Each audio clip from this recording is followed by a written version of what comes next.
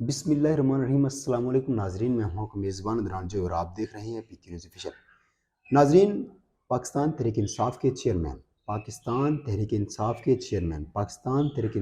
Chairman Imran Khan لوگوں کے دلوں کی جان جو کہ لوگوں کے دلوں میں بستی ہیں، ان کی جانب سے ایک درخواست دائر ہو گئی ہے، آج ہوئی تھی۔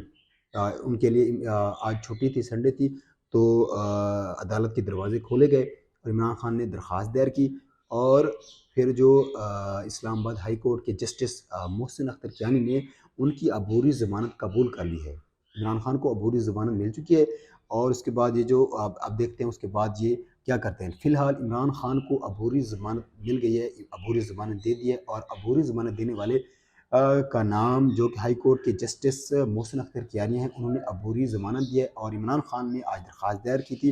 عمران خان کے لیے آج چھٹی ہونے کی وجہ سے چھٹی تھی، پھر بھی عدالت کے دروازے کھولے گئے اور درخواست ان کی قبول کی گئی، اور ان کو عبوری ضمانت مل چکی ہے۔